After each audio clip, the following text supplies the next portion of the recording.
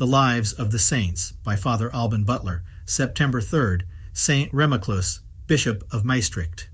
This holy pastor, who was a native of Aquitaine, leaving the court of King Clotaire, passed some time in the study of the Holy Scriptures under Saint Sulpicius of Bourges, and was appointed by Saint Eligius first abbot of the monastery and seminary which he founded at Solignac, 2 leagues from Limoges, in the year 631.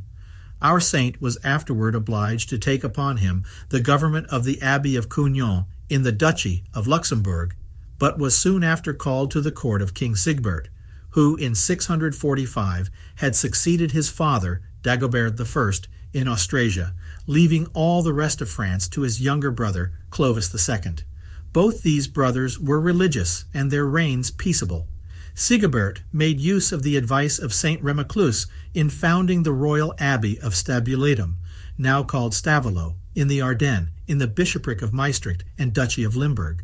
The same prince founded the Abbey of Malmedy, now called Malmedy, also in the forest of Ardennes.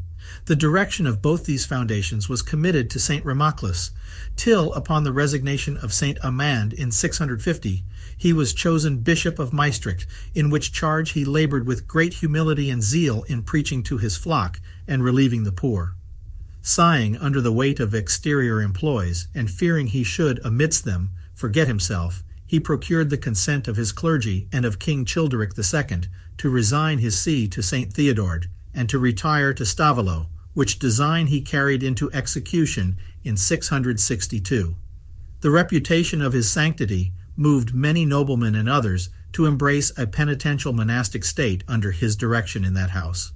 Remaclus walked before them in the narrow paths of true Christian perfection, encouraging them, both by words and example, to fervor in all religious exercises. He remitted nothing in his austerities on account of his old age, but rather strove continually to redouble his pace as he drew nearer to the end of his course, lest, by sloth in the end, he should forfeit his crown. In his last moments, he strongly exhorted his religious brethren to the love and practice of perfect self-denial, obedience, holy poverty, patience in painful employments and labors, assiduity in holy meditation and prayer, the most profound humility, and constant peace and union. He died about the year 664 and was buried at Stavelot. His body is still preserved there, and the church, when rebuilt by Saint Poppo in 1040, was dedicated to God under the patronage of Saint Remaclus. One arm was given to the Abbey of Solignac in 1268, and some small portions of his relics to the churches of Paderborn and Bamberg.